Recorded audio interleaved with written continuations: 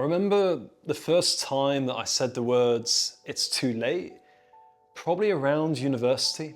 I finished university and I was starting to say, oh, it's too late now to change career. Now I've got to be in economics. I would say it's too late to become a professional sports star or an athlete. And then as time got on, I keep on saying these things. It's too late to change career. I've been 3 years in sales now, I've got to stay in sales. And then as I got older, I think when I was like 28, I then started saying the words, I'm too old. I'm too old now to work out all the time. I'm too old now to get good at this sport. I'm too old to have a great body now. The beer belly's here because I'm just too old.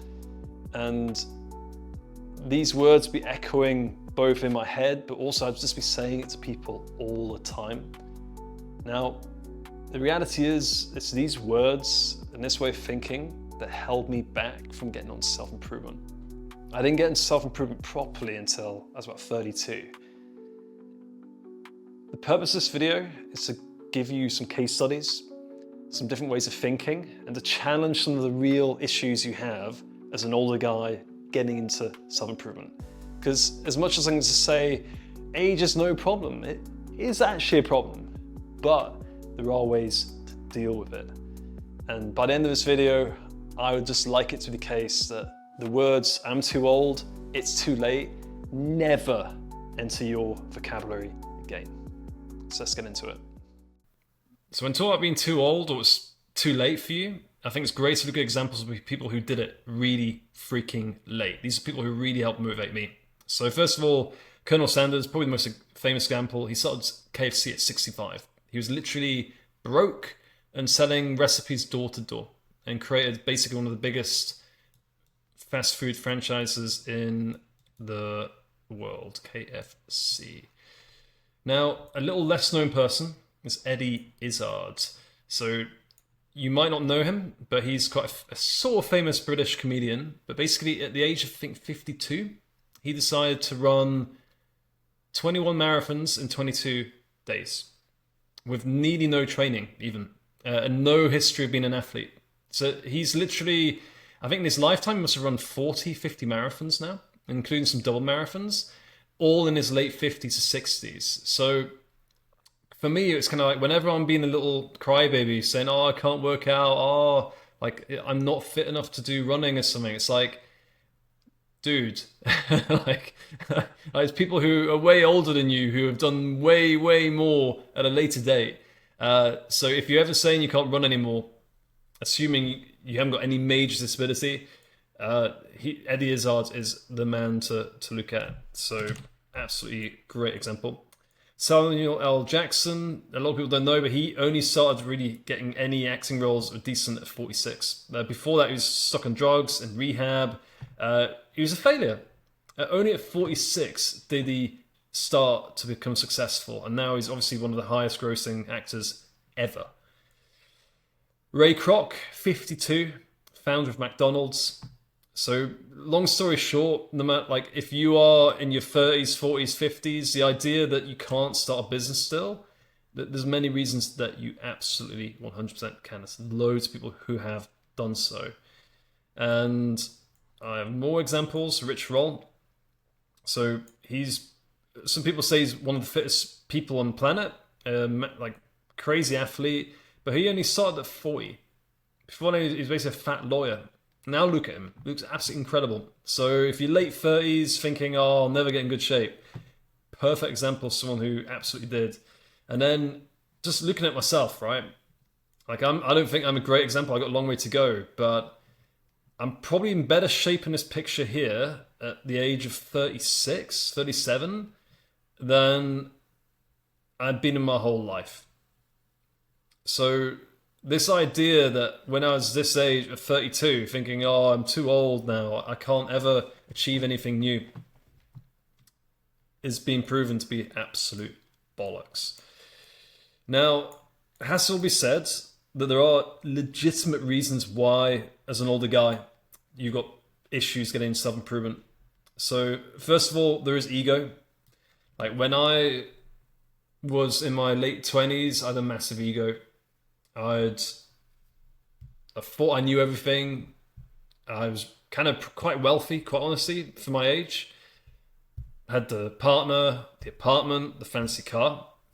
So I was very unopen to feedback, and the idea that I had to change wasn't very likely. Never mind that I should change. And I know over time you build up these egos, you protect your insecurities, you don't want to deal with the fact that you could be wrong. And getting on self improvement is embracing that you're wrong, basically, that you've done things wrong most of your life. And your ego isn't likely to let go of that easily.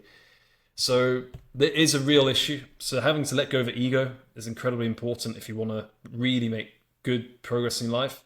I had to seriously do it, and I still have to work on this daily. Mental health. So basically, if you've got bad mental health from your childhood and it's not been dealt with, it's just going to get worse and worse and worse. So your mental health could be like down here, where like a healthy person's like here on this line. So years and years of poor habits just makes it get very, very bad. So you can be in a very low place.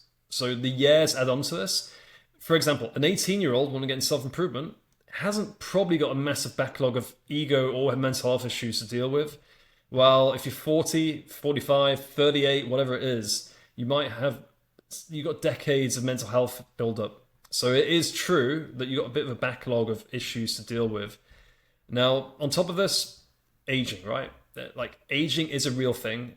You do drop in testosterone. Your testosterone levels drop. You have a drop in muscle mass, bone density, all sorts of things. And this is a real thing, right? However, you'd be amazed how quickly the human body can recover.